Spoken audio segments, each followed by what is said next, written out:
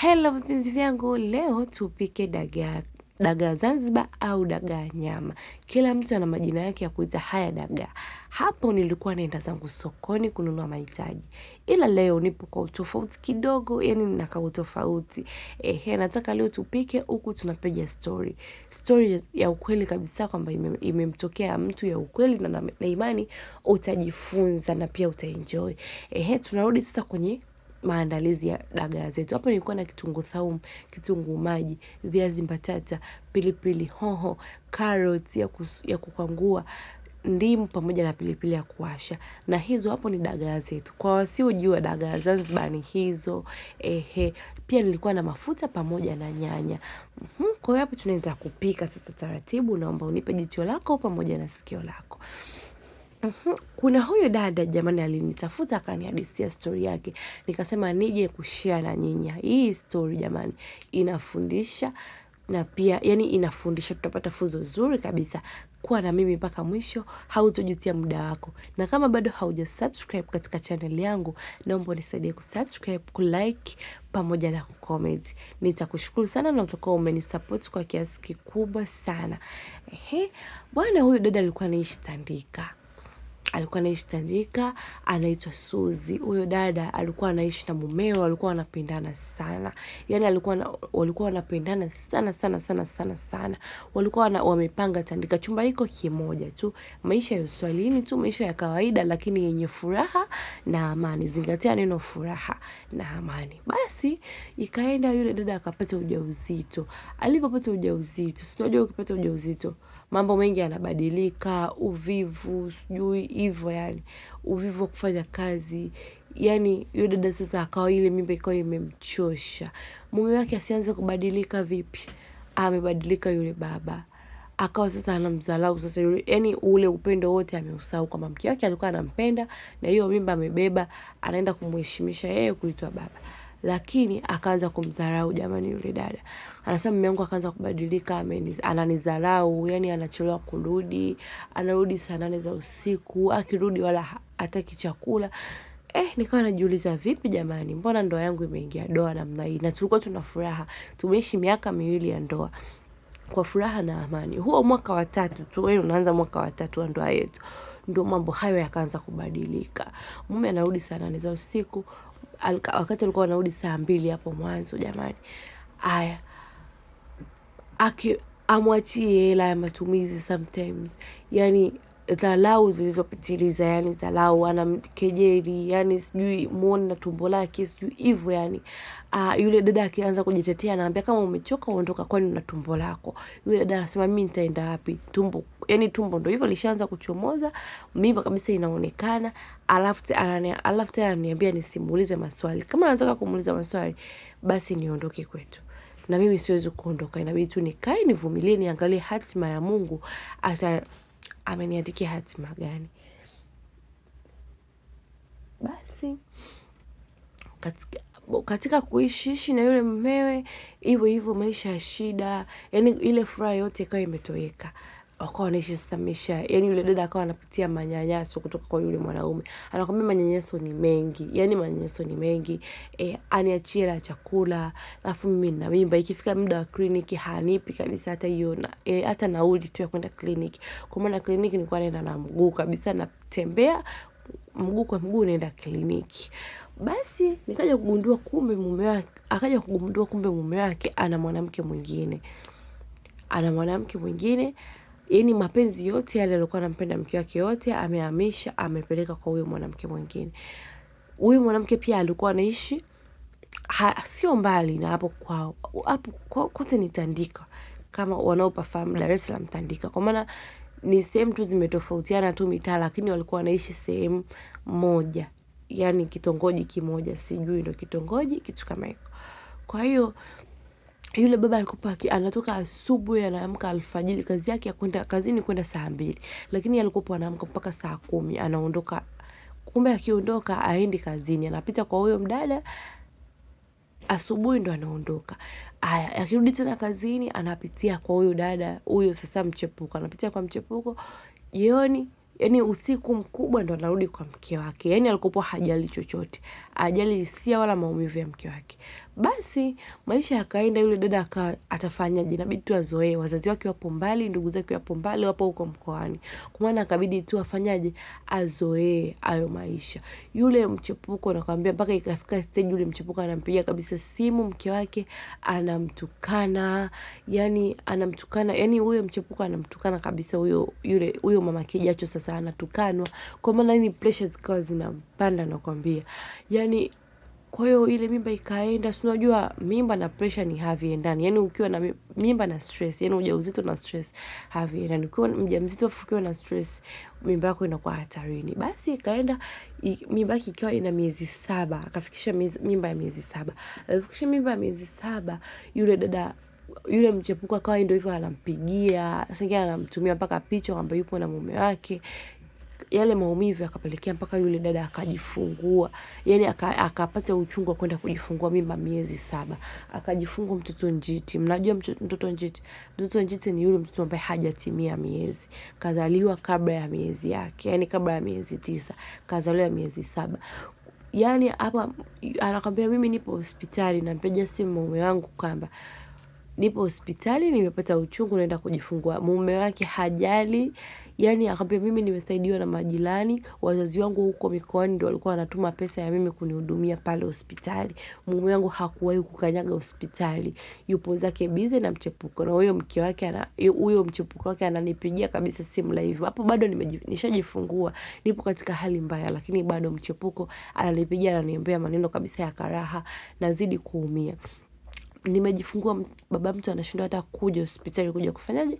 Kumuona mtoto. Basi atafanyaje? Inabidi ashukuru, wazazi wake wameshindwa kuja, wapo mbali, wapo mikoani, sijajua mkoa gani, lakini tu alivyosema kwamba wazazi wake, ndugu zake wapo huko mikoani. Kwa maana wale walikuwa familia inajichanga huko, inatuma pesa, majirani ndio wanamhudumia yule dada pale hospitali. Yule dada amekaa pale hospitali mwezi mzima, kwa sababu wale watoto wanaozaliwa njiti wanawekwa sijui kwenye yani kwenye mashine ya watoto wale kuwa sawa. Sijui hizo process, lakini ndo alivyohadisia alisema kwamba mtoto wake aliwekwa pale Temeke sijui siku ngapi nzima, yani mpaka mtoto amekomaa kabisa, na baba mtu hajawahi kupiga simu hata kutuma hata hela ya nepi ya mtoto, hajawahi. Basi maisha yakaendelea. Yule dada akamwambia nilikuwa nakaza tu moyo, nitafanyaje? Yule dada akaruhusiwa, akarudi nyumbani. Anarudi nyumbani anakuta mume wake kahamisha kabisa na vilago havipo. Yani nguo za mwanaume zote, hakuna nguo, hakuna viatu, kamwachia chumba kama kilivyo. Imagine ana mtoto mchanga, amejifungua hivyo kwa shida, yani anaumwa, hana ndugu wa karibu, na mume naye amemkimbia na hajamwambia chochote. Akimpigia simu hana cha maana anachomjibu. Majirani ndo wanapika, wanampa anakula. Majirani ndo wamemzingatia mambo yote ya kujifungua, mambo yote ya uzazi. Basi yule dada anazidi tu kuvumilia, atafanyaje sasa? Hana cha kufanya. Imeenda mtoto sasa unajua mtoto stages zinafika, anakuwa mtoto amuoni babake akawa anarudi sasa tu mara moja. Yani anarudi leo kesho anaondoka, na hana cha maana anachokuja kutoa. Sio kama labda anakuja kutoa huduma ya mtoto, hakuna. Basi yule dada amevumilia manyanyaso na mateso yote ya mume wake. Na mume wake sengine anakuja amelewa, anakuja anamfokea mtoto mdogo, mtoto analia. Yani sijui nisemeje, ila jamani ile story huyo mdada imenihuzunisha sana. Nikasema lazima watu nije kuhadithia na nyinyi mpate kujifunza na mumshauri ikiwezekana, huyo dada mumshauri. Basi yule mwanaume ndio hivyo akaendelea, huyo mchepuko ukawa sasa, yani ndo akawa kama sasa ndo mke. Mwanaume ananunua vitu anapeleka huko, mwanaume kamnunulia kila kitu cha ndani mchepuko. Mwanaume anaiba mpaka vitu vya ndani anapeleka kwa mchepuko. Akija huko anachomoa vitu vya ndani vingine anapeleka kwa mchepuko. Sijui unaelewa. Yani mwanaume akawa amenogewa na mchepuko kuliko mkewe. Kumbe mchepuko naye ana mipango yake. Si unajua unayempenda hakupendi, ndio inavyokuwa hivyo. Kwa maana yule dada akaendelea kuhangaika na mtoto wake. Mtoto wake alivyoanza tu kutembea, akaanza kutafuta biashara. Yule dada akawa anafanya biashara zake ndogo ndogo. Anakwambia hayo maumivu sasa nikawa nishayazoea. Siwezi kila siku kuwapigia simu wazazi wangu kuwaomba hela. haiwezekani. Kwa maana inabidi na mimi nijishughulishe. Mtoto bado mdogo, sijui ana mwaka tu, sijui na miezi miwili, sijui mwezi mmoja, nimeanza kufanya biashara. Naenda kununua miguu ya kuku, miguu, sijui vichwa, viazi, yani anakuwa anapika vile vyakula vya Uswahilini. Wanaojua wanajua na wanaelewa. Akawa anauza pale Tandika. Hapo alipokuwa anaishi kwenye hiyo nyumba, kuna baraza, kwa maana anaenda anachukua miguu ya kuku, anakuja anauza na mtoto wake, wanakaanga, wanachemsha hivyo, wanauza, wanapata chochote kitu chakula na pesa ya kumtunza mtoto. Na ingali baba wa mtoto yupo na ana uwezo wa kumnunulia hata mtoto makopo ya maziwa, uji hivyo yani. Yani baba mtu sio kwamba ni hana hela kabisa, hapana. Ila tu baba mtu akaamua kufocus na mchepuko zaidi kuliko familia yake. Basi yule dada maisha yale akayazoea, akawa anafanya zake biashara, anapata hela, at least naye akaanza kupendeza, kwa sababu mume wake alikuwa anamwambia apendezi, sijui hivyo, yani vile kipindi cha ujauzito, si unajua mambo ya mimba yanachosha. Kwa maana mume wake dharau zilianza kumuona mke wake amefuba, sijui amepauka. Hakutaka hata kumvumilia, kipindi cha mapito tu akaona aende kwa mchepuko. Basi yule dada akawa ndo hivyo, amepata hela, anajihudumia yeye pamoja na mtoto wake, anajinunulia nguo, yani anajitunza yeye pamoja na mtoto wake. Yule mwanaume kanogewa, penzi limenoga kwa mchepuko. Aya, picha linaanza ndo hivyo, mwanaume kamnulia kila kitu cha ndani mchepuko. Anatoka kazini, anaenda zake kwa mchepuko. Siku hiyo mchepuko amemuita, anamwambia ndo, kwa sababu huyo mdada ananihadisia. Naomba mnisikize hii story mpaka mwisho afu mtaelewa nini namaanisha. Sikio mchepuko anamwambia huyo bwana, sasa bwana, wewe urudi tu kwa mke wako, yeye anajifanya kwamba anamjali sasa yule mtoto. Ukahudumia familia yako, mimi utakuwa tu unakuja huku. Utakuwa tu unakuja kama ulikuwa unafanya zamani. Utakuwa unakuja zako tu usiku na asubuhi. Usitupe familia yako, si utapata laana, sijui hivyo. Mwanaume naye akakubali, akarudi sasa kwa familia yake.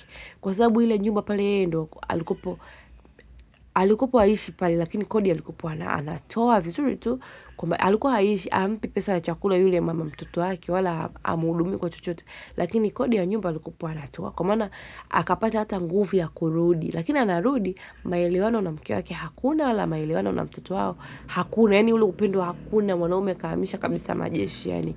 Kwa maana pale alikuwa kama vile anakuja kulala kama kawaida, akawa tabia zile za kurudi usiku zimeanza pia, na asubuhi alfajiri anatoka. Lakini yule dada tena akawa hajali wala haumii tena, kwa sababu anajiingiza zake kipato, na ukiachana na kipato, ule moyo wa upendo tena kwa yule baba ushaisha. Basi yule baba ndo hivyo, akawa hata pesa ya chakula hamwachi, ambaye mimi nalipa kodi inatosha. Wewe unafanya biashara yako hiyo, ndo utafanya kazi ya kula wewe na mtoto wako. Kwa maana hata mimi chakula usinihesabie hapa, ipo sehemu ambayo mimi nakula na ninashiba. Kwa hiyo yale maneno yule dada akamwambia, mimi nilikuwa siumii tena na yale maneno. Zamani nilikuwa naumia, lakini sasa hivi sikuwa tena naumia, kwa sababu yani nishasahau na nafanya maisha yangu, japo tunaishi pamoja. Basi maisha yakaendelea. Yule baba anatoka asubuhi, anaenda kwa mchepuko, alafu amaliza anaenda kazini, akirudi anapitia kwa mchepuko, alafu ndo anarudi nyumbani. Siku moja akasema kama kawaida, asubuhi ameenda, jioni amerudi kazini, ameenda kwa mchepuko. Anaenda yule mchepuko anakuta yani yule baba yule anakuta mule ndani kwa mchepuko kuna nguo za mwanaume mwingine. Yani kwenye hiyo chumba analipa yeye kodi, anamhudumia yeye kwa kila kitu, chakula, kila kitu, na vitu vya ndani pia kamnunulia huyo, na vitu vingine mpaka vya mke wake amevihamisha kavipeleka kwa huyo mchepuko. Leo anakuja kukuta nguo za ndani, yani anakuja kukuta ndani nguo za mwanaume mwingine, yani nguo kabisa, ni kama ni mwanaume anaishi hapo.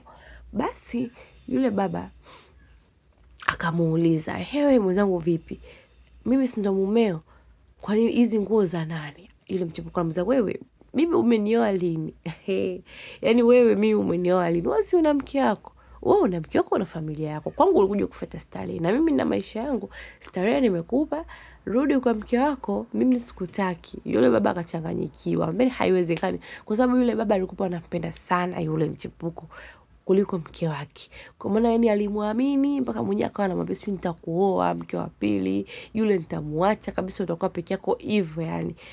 Sijui unanielewa. Mwisho wa siku anakuja kukuta yule mwanamke kumbe hampendi, alikuwa tu anataka kama huduma na mahitaji. Kwa maana yule kavunja nyumba yake, kavunja familia yake, kavunja moyo mke wake, mtoto hana upendo, mtoto hamjui baba yake.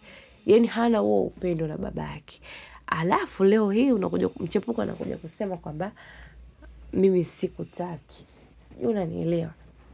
Sijui unanielewa hiyo na hiyo unaelewa hiyo situation. Basi yule baba akasema mimi sikubali. Yaani inakuaje yani? Yaani kila kitu nimenunua mimi na kodi nalipa mimi. Alafu kumbe umeniambia mimi nirudi kwa mke wangu ili wewe uje kuishi na mwanaume mwingine, iko kitu ni hakiwezekani.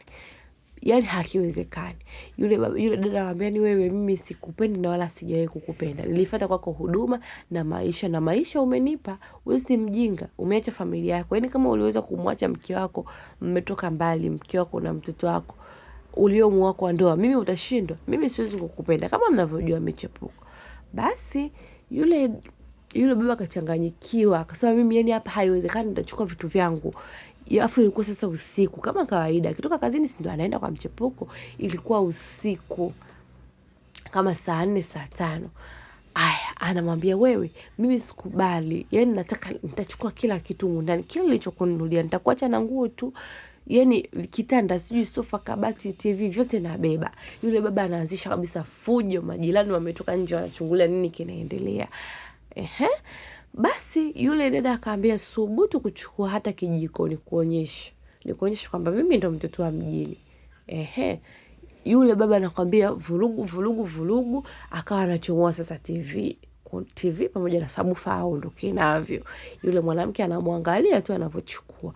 Mlango upo wazi. Yule baba kabeba TV, kabeba na nini? Na sabufa ndo anahamisha sasa, kwa sababu anapokaa mchepuko na mke wake sio mbali. Kwa maana akasema hapa na akili yake inampa kwamba ahamishe kidogo kidogo apeleke kwa mke wake. Yule baba kushika TV tu na sabufa. Yule dada asimuitie kelele za mwizi nini? Mwizi! Watu wengine hawamjui, ila watu wanaomjua ni wa ile tu nyumba, yani ile nyumba ambayo yule mchepuko alikuwa anaishi. Kwa maana na wale watu wa mule ni rafiki zake, wengine ni ndugu zake, kwa maana wakawa wanamsupport kumuitia yule baba kelele za mwizi. Hajulikani kwa wengine. Watu wanamjua yule mke wake anakaa kule. Kwa maana pale akijaga silikopa hivyo anakuja tu na asubuhi anaondoka zake kazini. Kwa maana alikuwa haonekani, wala watu walikuwa hawamjui kama yule ni mumewe au ni mtu wake. Basi yule baba akaitwa kelele za mwizi. Watu wamejaa pale, vipi mwizi anataka kuniibia?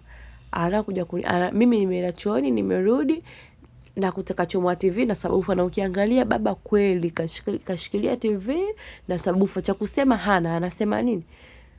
TV kaichomoa na sabufa. Watu hawamjui yule dada pale.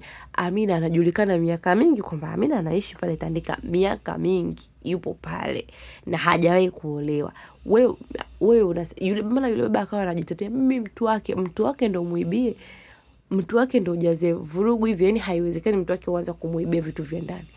Yani usinajua watu raia hawaelewi. Basi baba yule nasikia akapigwa, yani akapigwa, akakungutwa kweli kweli. Yes, unajua wezi wanavyopigwa. Afu ilikuwa usiku. Kuna watu sasa ndo wakawa wanamjua yule baba. Jamani, huyu si baba fulani huyu. Huyu mke wake anakaa kule, wala sio mwizi, hebu muacheni. Ndo kupigwa simu polisi, yule baba kupelekwa polisi, lakini amechoka, ana hali mbaya. Na kufika polisi, si mwizi, kesi ya kule imeenda, si ya wizi. Amepigwa, ameumia, lakini bado ameendelea kuwekwa nini? Kaekwa selo. Sijui ndo kama kapewa tu dawa za maumivu, I don't know. Lakini kaekwa tena chini ya ulinzi. Hiyo ilikuwa ni usiku. Asubuhi anaenda kufuatwa yule mkewe wa halali. Sasa anaenda kuambia mumeo, bwana jana kilichomkuta kule mtaa wa nini huko, kilichomkuta mumeo kakungutwa, kaitiwa kelele za mwizi. Imekuwaje? Imekuwa hivi na hivi. Jamani, yule dada baada ya kusikitika akawa anafurahia.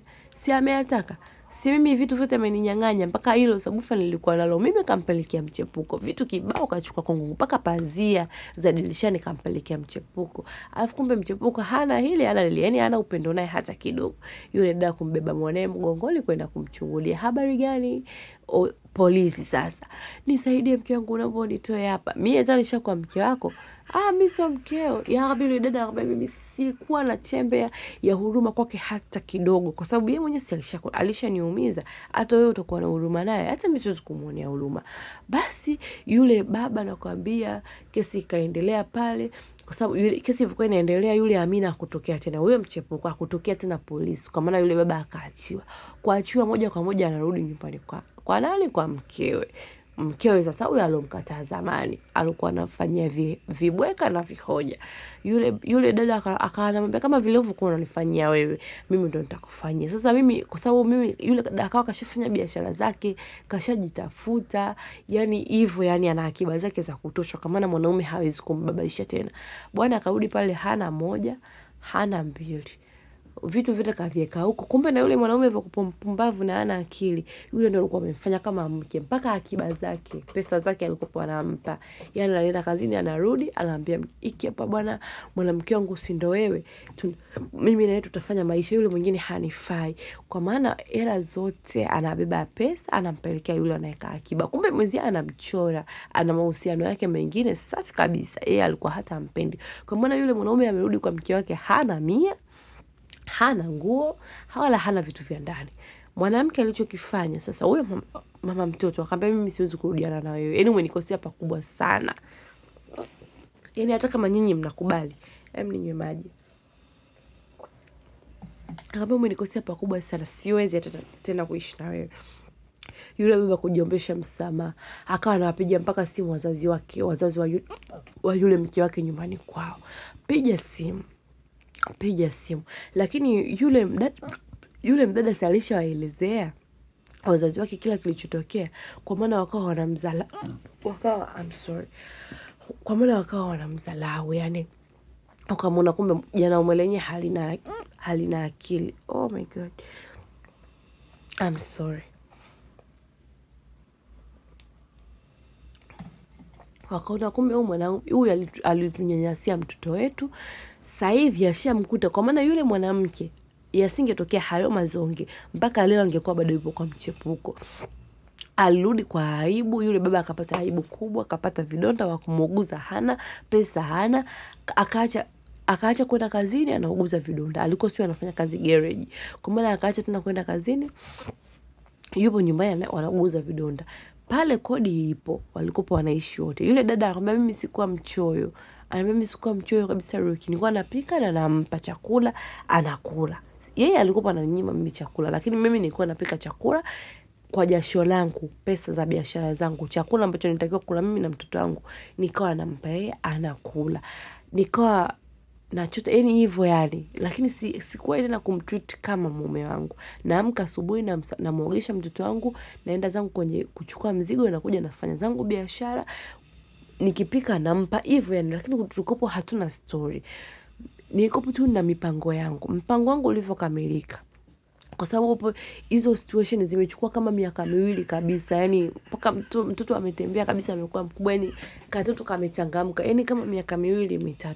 Kama yule dada sasa, maskini ya Mungu, kumbe alikuwa anajichanga, akaenda zake kanunua kiwanja huko Kisemvule, kajenga chumba chake na sebule, chumba choo sebule, yani chumba master sebule.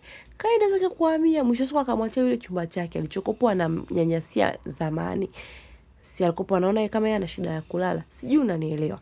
Kwa maana akamwachia chumba chake na madonda yake, kazi hana, wa kumuuguza hana, hela kapeleka kwa mchepuko, kabaki hana moja, hana mbili, na aibu ameipata. Na yeye pa kwenda hana. Yaani aibu aliyoipata kubwa. Na hata majirani wa pale wanakuambia walikopo hawamsaidii, kwa sababu walikopo wanaona manyanyaso na mateso walikuwa wanamfanyia mke wake. Hata kama mimi ndo jirani sikusaidii ndugu yangu. Ya ameenda amepuyanga, kwa maana bila mazonge ya huyo mchepuko mpaka leo angeendelea kuwa na mchepuko. Lakini mchepuko kamkataa, kamuitia kelele za mwizi, kakosa kila kitu, mpaka akiba alizokuwa anaweka naye amezikosa. Si upumbavu? Basi yule dada amehamia zake Kisemvule, biashara yake imemlipa, alikuwa na mipango kwa sababu pale alikuwa anaishi alipi kodi anaishi mwanaume. Kwa maana alikuwa akipata hela anajiwekeza kidogo kidogo, kaenda zake kanunua zake kiwanja huko, kajenga chumba master, sebule, maisha amefanya, maisha yanaendelea. Kwa katika haya maisha jamani, hii story imenigusa sana yani imenigusa sana jamani. Wanaume kwa wanawake tubadilike. Hivi kweli jamani, unamwacha mtu wako, mmetoka mbali, yani kama hivyo mwanamke mjamzito, unamwacha mwanamke kisa mjamzito, amefuba, haujui kama mimba zinafubaza, na kama amefuba kwa sababu gani wewe usimtunze? Kwa sijui unanielewa. Tujifunze kupitia huyo mkaka jamani. Huyo kaka kabaki huko Tandika, hana moja, hana mbili. Sasa hivi nasikia kapona vidonda, kafungua genge anauza, lakini hamna chochote anachokipata. Kazini kule ameshafukuzwa. Sijui mimi sijui mambo ya garage, lakini nasikia kwa anafanya kazi garage. Kazini kule amefukuzwa. Ana nini tena? Anauza zake kigenge. Haelewi. Lakini pesa zote kapoteza kwa nani? Kwa mchepuko wa Amina.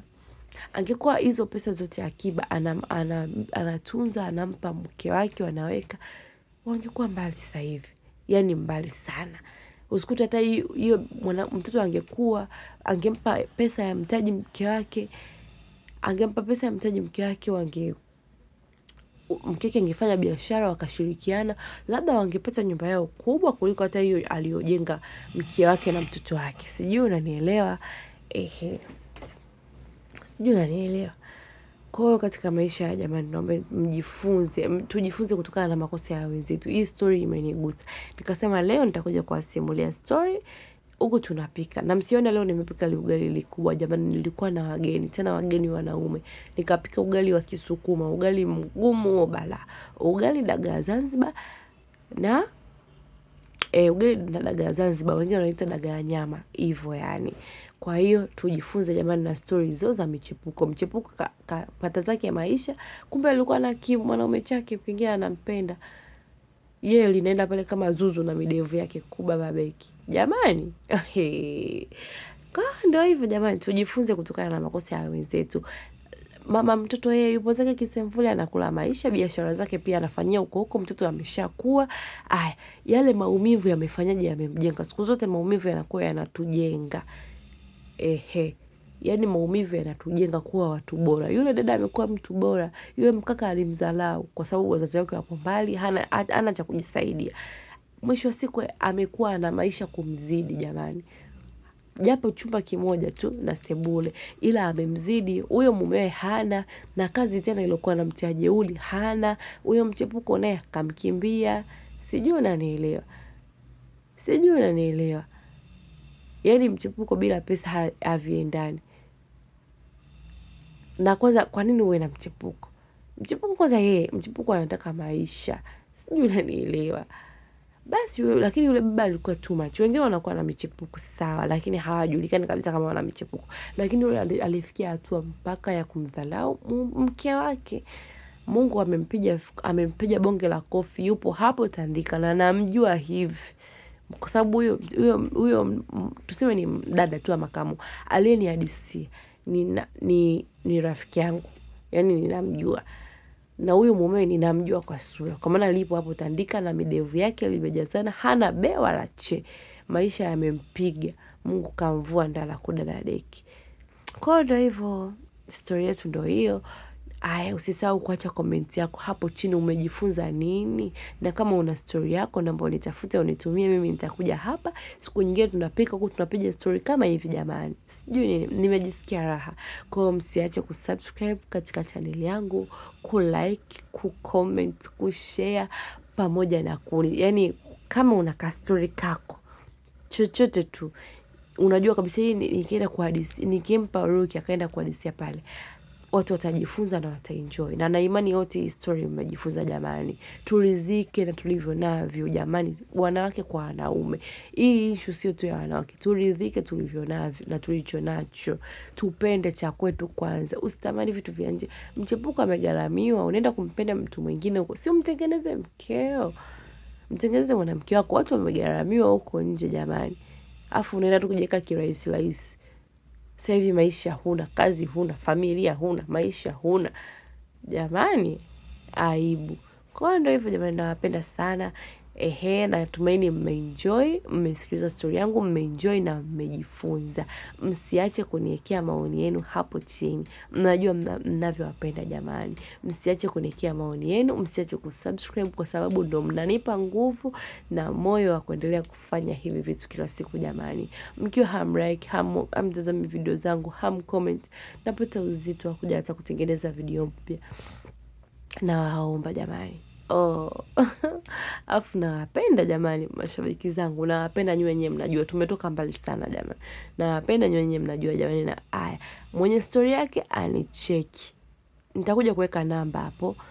Ipo siku nitaweka namba. Kwa hizo story mtakuwa mnanitumia WhatsApp kwa sababu kuna Facebook yangu ipo huku, nitakuja kuwekea tena link. Huwa watu wananitumia story zao na pia nakuja kuwahadithia. Hata kama sikujui, unaka story kako hata kama kafupi, wewe niletee mimi, nitakuja hapa tunapika huku tunapiga zetu story. Maisha ndo haya jamani. Tumejifunza nini? Tumejifunza turizike tulivyokuwa navyo, tusitamani vitu vingine. Tunza ulichokuwa nacho, hata kama ni kidogo, hata kama ni kibaya. Hamna mwanamke mbaya, hamna mwanaume mbaya. Tunza kilichokuwa chako jamani. Tumeelewana vipenzi vyangu. Bye bye. Muwe na wakati mwema, nawapenda. Msisahau kusubscribe. Bye.